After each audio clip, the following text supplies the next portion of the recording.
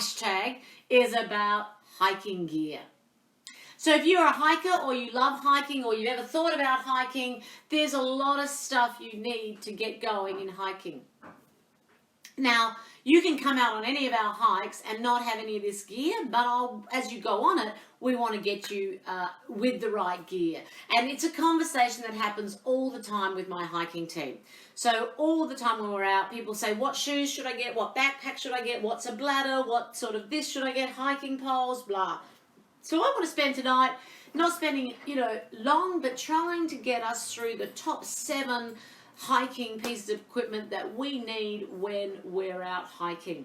And I think we start from the bottom and go to the top. So what I'd love to do tonight, it is Staying Healthy Conversation, so that conversation piece is out there. If you've got a question about hiking gear, if you've got an opinion about hiking gear, if you've got an experience that you'd like to share, please start spreading some conversations and drop some words. If you like what I'm saying, give me a thumbs up. If you want to give me a heart, I love that. If you don't like what I'm saying, you give me one of those frowns. It's fascinating when you watch the live video of ScoMo and the Chief Medical Officer, how many thumbs up and thumbs down they get. So some very interesting people out there. But I don't mind. Let me thumbs up, thumbs down, hearts, loves, comments. Everything is appreciated. So love your feedback. So let's start off with number 1. Number 1 is hiking shoes. What shoes should we have when we go out hiking, and what sort should we do? So there are people that will come out in trail runners, and that's sort of okay. Oh, I should go back. I want to preface what sort of gear we're using. So as in what sort of level is this going to be about? Hiking comes in a range of variations. You can do a little 2-hour hike that you do with me, and that's lovely, hiking around Sydney. Then you can do a full day hike where you might be going away on a trip, and you say every day we do a day hike. Then there's overnight hiking where you carry everything yourself and you do overnights. Then there's trekking in the mountains like Nepal, and then there's mountaineering, and there's a range of things in between. I'm going to take the middle of the road tonight. So all of the hiking I'm going to talk about is assuming you're doing a day hike. Now, a day hike could be with me for 3 hours in Sydney, but any of my global hikes, they are also day hikes. So basically anything that we need, whether we're doing the Kiama walk in 2 weeks' time, the 6-foot track, the Coonabarabran track, the Nepal, Machu Picchu, Chamonix, any of this sort of stuff, this is the gear we're going to talk about. So I want to go middle of the road. While I do that, I'll give you some other tips on the side to say if you're going to do this is a suggestion, but middle of the road. So when I talk about shoes, number shoes, then as I said, there are trail runners and a lot of people use those in Sydney, and that's fine. But if we're going middle of the road, I wouldn't recommend trail runners, and I definitely don't want to see sand shoes or gym shoes out on the hike.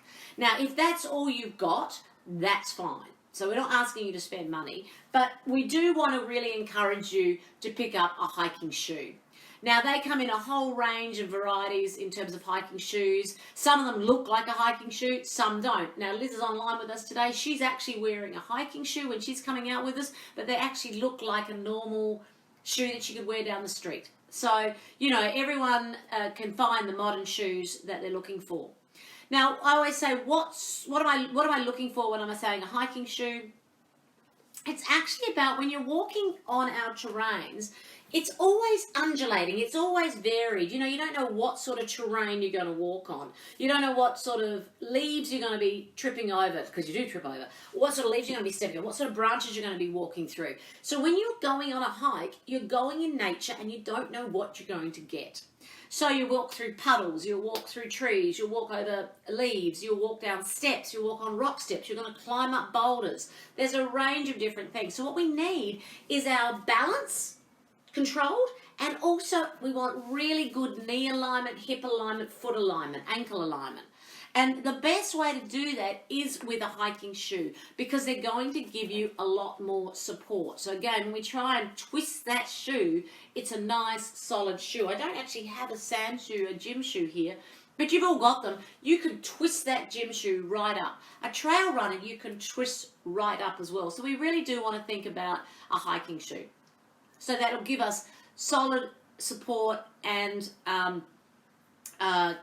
good support for our foot and our knee and alignment. I'm also going to recommend, if this was the first time you were hiking, not the first time, if you were going to do any of our overseas hikes or micro hikes, remember I'm going for the middle of the road type of hiking shoe, then I would recommend a boot. So this is a little higher than my shoe. You'll notice the back of it is a little higher, so it goes ankle height. And the reason is we don't want to buy 5 pairs of shoes. We don't want to be like me and have 5 pairs of shoes. We really want 1 pair of shoes. So what's the best pair of shoe I should buy? I'd actually say a hiking boot over a hiking shoe, because that then gives you this lovely ankle support. And it's this ankle support that's going to support your knee and your hip as you're hiking. So if you were to buy only one and you were thinking about doing a global trek or a multi-day trek or going on 8-hour treks, I would recommend a boot over a shoe, but really it's much of a muchness. There is only one thing that's important, or 2 or 3. One thing that's super important, and that is the sole. I don't care what you look at when you look at the aesthetics of it, how pretty it is, because one day it's going to get mud on it and it's not going to be pretty. But what I do care about is the sole and the thickness of that sole. And you can see just from here, I'm a long way away from this screen, you can already see how thick these little grooves are. Why do we want that? Because we're going to be walking on boulders, we're going to be walking on rough edges, we're going to be walking on slippery rocks. We need a grippy shoe. So I don't care what you look at, as long as the very first thing you look at is the sole. And so then people say to me, what brand do I buy? And the answer to that will be, who has got the best sole? So the second thing you want to look at is the sizing. So if I'm a size 40 in a shoe, then I'd be buying a 41.5 in a hiking boot. So I go a half a size to a full size up. So if I'm an 8.5, I go to a 9, 9.5. If I'm a, whichever. So you want room in your shoe when you're hiking. You want your foot to be able to not swash around in it, but move around and be flexible, because you don't want blisters. When you're trying on your shoes, you want to try on your shoes with your socks. So you want to probably put on 2 pairs of socks or 1 good pair of socks when you're trying them on. So sole is number 1, the size is number 2, maybe a hiking boot over a hiking shoe if you're doing global treks is number 3. Brand, great grip, great fit, exactly. So the brand is, look, there are brilliant brands out there. I am pretty much addicted to Solomon's. I've had them all my life, but there's a whole range of other options that you use. I've used Merrell's. Merrell's are great as well. Scarpa's a lovely brand. Kesha, the one from Decathlon's a great brand. Kathmandu, they're a great brand. It's not about the brand. It's about this bit and this bit. The fit. So the fit and the sole. If you can get the sole and the fitting perfect, then that shoe is perfect. So value for money, right sole, don't compromise on those 2 areas. I'm just going to show you 2 other shoes. So I mentioned my 2 hiking boots. I've now upgraded from this one to more of a mountaineering boot. This one here, so if you came in late, you saw me, I tried to move the sole. It hardly moves at all on these ones. These are great. They've got a bit of flexibility, but they're still solid. This one here is more of a mountaineering boot. I can't move that at all. Great sole on that again. These ones are La Sportiva. That's a brilliant brand. If you're doing massive rock climbing, like I did the Chamonix trip this year, and we did a full day of climbing up over rocks. These are the boots I wore on the Matterhorn. So these are the boots I also then wore on the 6-foot track. So you can wear these anywhere. They're my high boots now, but they are my big boots for Nepal, for any of my mountaineering trips. Unless, of course, I'm going to the snow, and then I'm going to wear my double boots, my mountaineering double boots. They've actually got a second boot inside. If I'm climbing above 6,000 metres, these are the boots that save my feet from dying. So these are the ones that, this is actually the version before you buy the version if you're climbing Mount Everest. So these take me to Everest Base, well actually didn't need them for Everest Base Camp, no, but they took me to Mirror Peak, Aconcagua, Mount Elbrus, all my high altitude mountains. This is what I'm wearing. These are great for anything else, but for all of us, perfect. Pick them up, about $180, Solomon's, perfect pair of shoes. Okay, shoes. When you wear shoes, you need socks. You know how many people come on my hikes and wear one of these?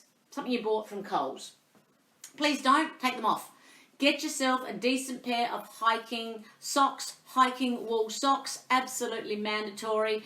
You want your socks to remove the moisture away from your feet. You're going to get hot feet. You want your moisture to be moved away. So hiking socks are vital. You'll pay $35 for a pair of hiking socks. Invest in as many of them as you can. If you're keen like me, you'll have an inner liner. So an inner liner and then your hiking socks. So especially on those long day treks, or if you're doing a multi-day trek going to Nepal or Peru or any of those treks, 2 pairs of socks absolutely stop you from getting blisters. It's a godsend.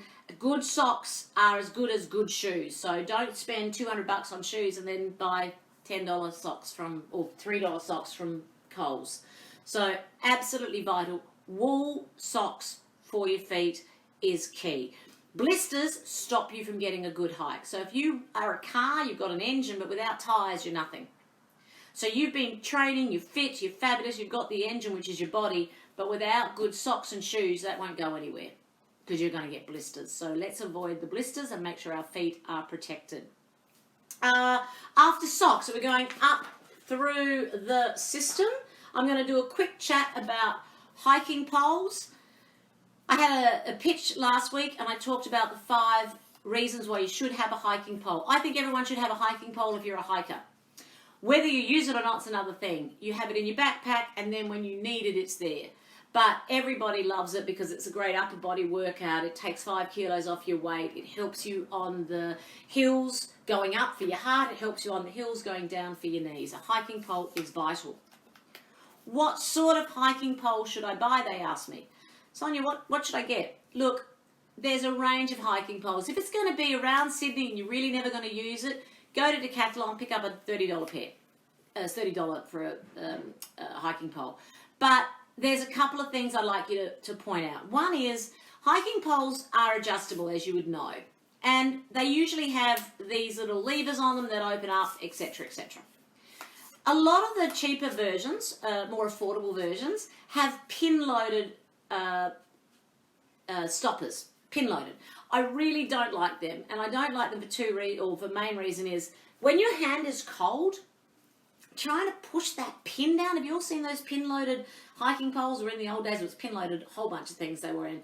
You push it down, and you can never push the damn lever down, which means you're spending a lot of time trying to adjust your poles. So go for something like a clasp, one of these little ones that can clip up. Mountain Designs have them. They're an affordable brand. Any of the good brands have them, and they're just easier to do. So bang, I can get my pole out. The second thing I want you to look for when you're doing a pole is often they've got little numbers on them. And the good thing about the little numbers is that you can then know your length straight away. And your height depends on your length. So I set mine up to about 105 to 110 when I'm on the flat, and then they go up and down from there depending if I'm going up or going down the hill. So I can quickly adjust that, 105, and off I go. Without the numbers, you're trying to get it right and you're fussing around, and that's, again, stress on the hike, or you're slowing it down, or whichever else. So 2 things I'd look for. I'd look for the clasps and I'd look for the measurements. The pin-loaded ones don't always, the other thing I don't like about the pin-loaded ones, they don't always have the measurements. So once it's locked in, that's the only height you can get. And I've got a client who comes out with us right now, and she's got pin-loaded, they call them the fold-up ones, the Z ones that have a little strip in them and they fold up into a little Z. It's one length. So she has a hiking pole that's already up about 135. And I'm saying that I'm having mine at 105. So her hiking pole is 30 centimetres higher than what I would have.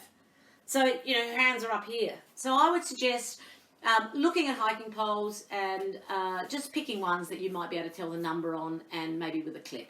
They range from $30 to $300. So you can go crazy. If you're hiking in Sydney and you don't mind pins, find a nice $30 pair. Mountain Equipment, now what are they called? Mountain Designs. They've got about a $50 pair, they're not, or $50 per hiking pole, they're not bad. But then you can go to Lecky or Black Diamond like I have. These are $300 for a pair, but I've had this for 5 years. It's been a brilliant hiking pole. It's taken me to 7,000 metres. It's great. So hiking poles are good. And then we get on to backpacks. So backpacks are really key. Again, if I'm going middle of the road here tonight and I'm saying what is the backpack of choice, I would pick up a 30 litre backpack. 30 litres is good. It's not too big, and if I put it on my back, or if I put it by my back, it's an easy, light, not too big backpack to have, and it can carry everything you possibly need. So 30 litres is good. What am I going to look for when I'm looking to buy a backpack? So the most important thing I believe, and I'm keeping going to the top things I'd be looking for, is these. This is a waist strap, so it goes around your hip. So a nice padded waist strap is what I would go for. So if I was buying my backpack for the first time, that's the sort of backpack I'd be looking for, one that has these lovely, thick, padded hip supports. The reason is that's where you're taking all the weight of the backpack, so that's what you want to support. They all come with this lovely chest strap, so you want a chest strap because that's going to hold the straps in, so that's already there. But if you can get one with side straps, that's brilliant. Other things to look for are really just what's going to make it comfortable for you. Oh, the one thing I like is a lot of the brands are now doing male and female versions because of the body shape of a woman and a man is significantly different, and your height is different, etc. So you can either get ones that are adjustable, or they're all adjustable, but you can also get a female version. So this is a female version. All my backpacks are female versions. And that means that the body shape is designed specifically for me, but also, I can adjust it accordingly on my height. So look for the waist straps and the fit, the body fit for you being what's good. Other things you might want to look for are pockets. Does it have a nice number of pockets? And I like to make sure that my backpack has a holder for my water bladder. I'm going to talk about water bladders in a minute. But you want to hold a water bladder and you want it to be able to sit in your backpack without it falling down or flopping down. So 30 litres is a great backpack. I'm going to show you a couple of others. In summer, there's nothing better. These things are great. They just go around your hip. These are the little bum bags from the 80s. They're now back in fashion for hikers. Again, look at these nice wide straps. But they're great because in summer hiking, you don't need to take as much as you do in winter hiking. This is a 15 litre one. It's a bit smaller. But you can see this is a great one because it's got actually 3 compartments, so it can hold a lot, but it's a little bit smaller, so 15 litres. If you're doing, so this 30 litres is good for anything, but if you're doing an overnighter, you're carrying your tent, your sleeping bag, your clothes, your food, you might have to go up to a 65 litre bag. So, your backpack may depend on what hike you're doing, but for most of our global hikes and our day hikes, 35 litres, 30 litres is generally enough. Your hike leader, like me, I'll obviously be taking a big one because I might have first aid with me, extra supplies, some of your gear if I need to. So sometimes I've got 6 backpacks and I might choose a different backpack depending on what I'm doing with you. But for my day-to-day hikes, 30 litres is what we need. And hello to all those people who have been dialing in and popping out. I see your names come up and I see the +1s, +2s, so it's great seeing people online. We've covered hiking boots, so if you missed that, pop back on the replay and you'll see the hiking boots. We covered hiking socks. We covered hiking poles. We've just done backpacks. So I'm now up to what I talked about, what goes in a backpack, which is a bladder. Look, you can go out on a hike and you can take as many water bottles as you like. I'm not stressed about this. This is just convenient. So a water bladder is the bladder that holds your water and it goes in your backpack. And it has a tube on the other end that you suck from. So life is really easy because this is in your back. That's the back.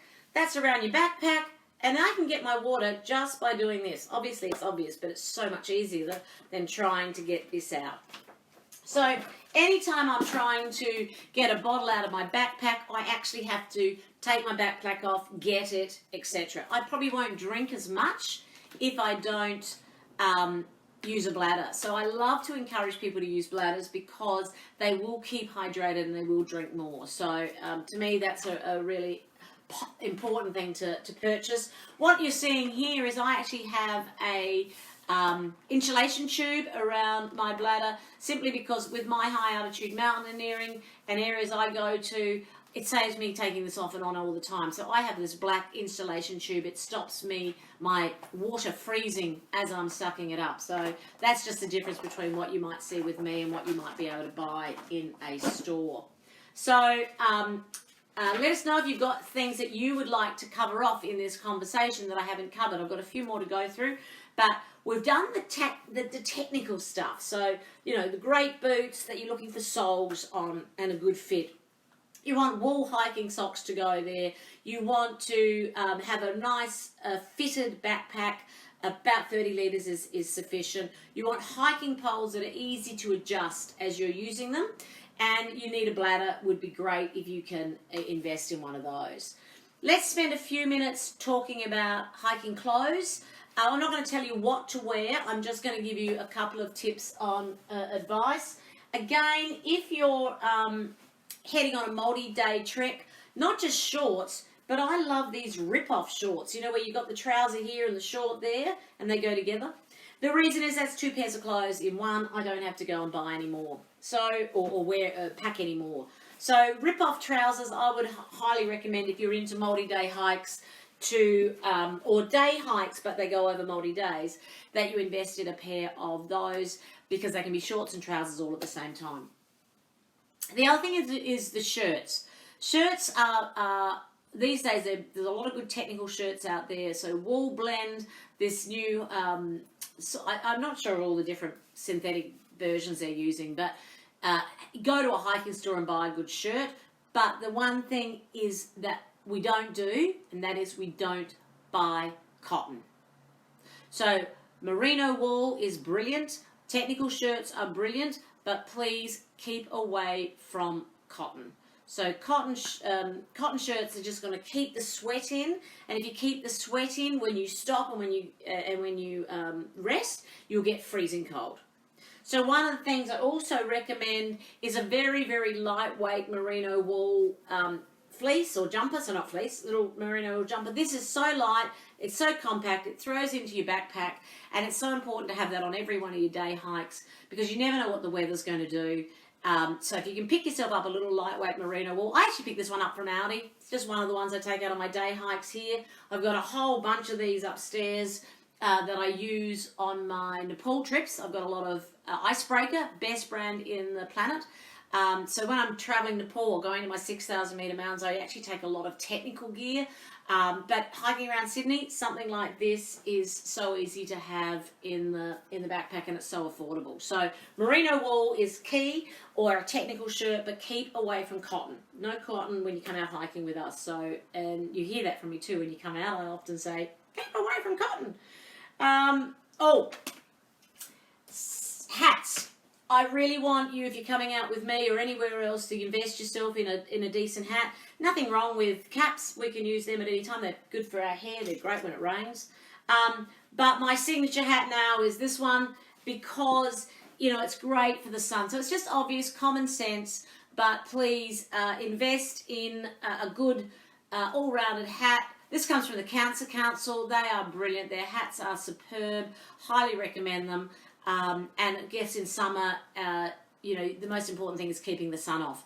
We are out for 3 hours in the sun. We want probably 1 hour of sun for our vitamin D, but then we need to get ourselves protected. So to be honest with you, invest in one of these or something similar that makes you look good is key. Nothing wrong with this. The only slight problem with all of these hats, as you know, is my ears are not being protected, and neither is my neck. So certainly recommend a higher graded hat. So what else do we need? That's pretty much the most important things. You know, what am I wearing? What am I carrying? What is the most important things? I'm just going to end off in case there's something that you're listening to that you want to send me a note on. And even if you hear this post, this video, you can always send me a message here in Facebook. If you're seeing it on YouTube, you can write a comment in the YouTube video and share this video with your friends if you know someone going hiking. A couple little things I always think it's handy to have in your backpack when you're going hiking. One is a buff. You know, you see the buffs, you see them advertised all the time. Why do we love buffs? Well, you know, when you're starting out in the morning and it's cold, you know, that's your first point of warmth. It gets your neck warm, you've got your hat on, you might even have your beanie on, that's fantastic. As it gets hot, it, you know, it can come up here and it can keep you going because it's going to keep your hair warm. When it gets, you know, a little bit more trendier, you might go for here, keeping the dirt out of your hair. When you need something else, it becomes a hand warmer. It can become a, you know, a tissue. So buffs are brilliant for everything. So you should always own a buff, and they're great during that autumn, spring, winter time. Always grab yourself a little tiny beanie, a lightweight beanie in the spring and autumn, and in summer a full-length beanie because we're out and it's freezing cold at 6:30 in the morning at any points in time. Nice pair of lightweight gloves. Those sort of things are just handy to have, especially for our autumn and our winter hiking, or of course as you're going abroad. Never hurts to have a head torch in your backpack. Yesterday we went on a hike, and there is a bathroom on that hike, a toilet on that hike, but it's dark in there, and so you might actually like to use a torch to see where you're going. So I always say, never hurts to take a torch with you. Obviously there is a whole bunch of reasons why you take a lot of safety gear with you and you might get stuck, but if you're just doing a simple hike in Sydney, you're with me where I'll be taking all the protective gear, then you just need some things for your own sanity. So a head torch is a lovely thing to do. Bushmans. We love Bushmans here in Sydney. It will get rid of any of those leeches. It will get rid of any of those bugs and what are those things called? Sandflies and midges and a whole bunch of bugs. So we love a little bit of Bushmans to keep away that. Talking about keeping away animals, this is something I highly recommend here in Australia. It's called a tick repellent. I give them or sell it to all my hiking clients. It's a tick repellent. We press that when we start the hike, and it will give me a radius of 3 meters to keep ticks away from us. And while I've been using this, I've never been bitten by a tick. When I wasn't using this, or when it had died, as in it does run out at some point, I get bitten by ticks. So highly recommend a tick machine. And other things you might throw in your backpack are electrolytes. Electrolytes are really key, and I love these ones here from SOS because you can carry them as light as this, and if you need one, you put one of them in your water. They can go in your bladder, go in an extra bottle. I always carry a small bottle of water with me so I can put an electrolyte in it. And these from Cliff. These are these lovely little energy bars. The Cliff blocks, absolutely, and these are the SOSs I talked about. These are brilliant. Because when you're trying to go up a hill and you're exhausted, that'll give you so much energy. It's an energy hit. So remember, if you're a marathon guy or if you ever run, those gels you used to suck, remember all those? This is that, but it's in a tube form. And there's 6 tubes in here, so it'll last you forever. But they're like, well, one of my clients called them a nitroglycerine bomb. They just give you so much energy and you're off and running. Oh, 2 other things we didn't talk about and absolutely vital. Your Gore-Tex jacket, and I'm going to talk about this for a few seconds. If you're coming out hiking, I prefer you not to own a flimsy rain jacket. I really want you to own a Gore-Tex jacket. Now, you may not be able to afford one at the start of hiking, but if you take hiking up seriously and you're doing it all the time, when you see it on sale, grab yourself a Gore-Tex jacket. There's nothing worse than hiking in the rain for 3 hours, and it can happen. You might go out and the day's clear, and then it just starts to rain. And a Gore-Tex jacket will keep you dry. So that is key. And these days you can pick up these lightweight puffies and that are super warm. I highly recommend. You probably own one for your social calendar anyhow.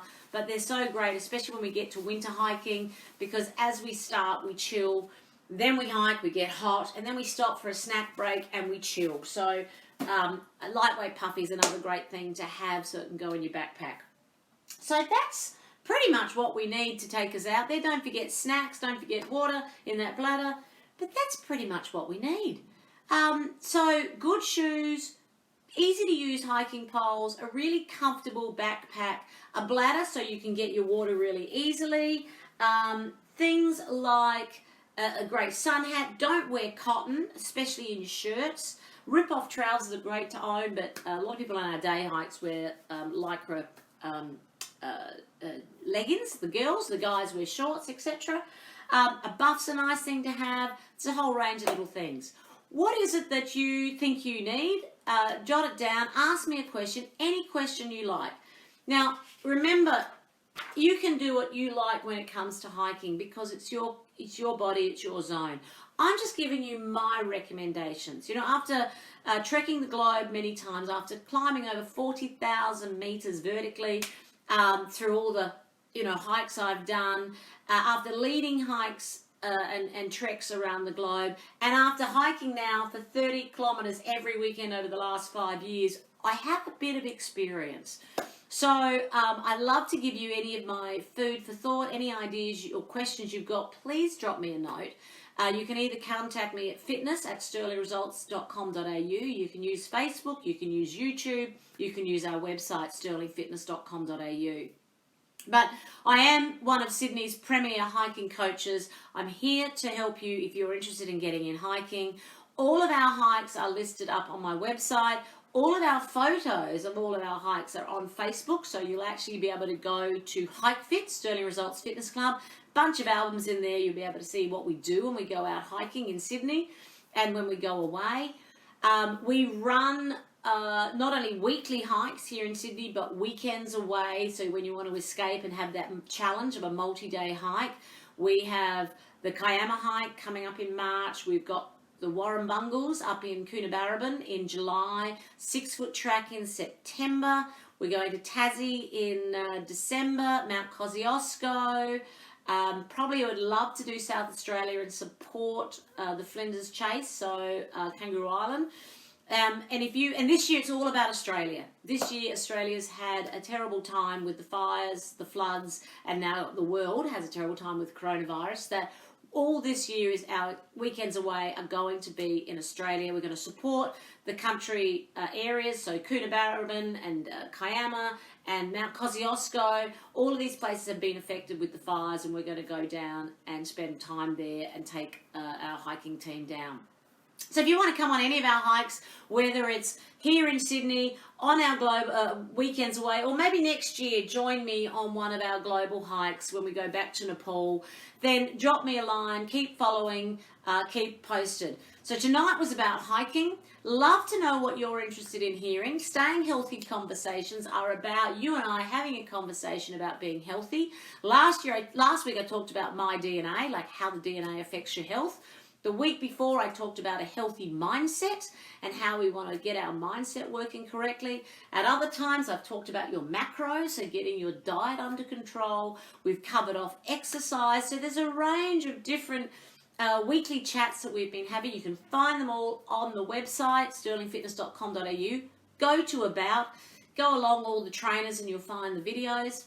You'll also see them on YouTube. You'll also see them on Facebook. So this has been Sonia Ray. Love to hear what you're up to. Love to help you. I'd love to have you join us on hiking one day. Any questions, send them through. But in the meantime, this has been Sonia Ray. Have a sterling day. Bye guys. Have a good night.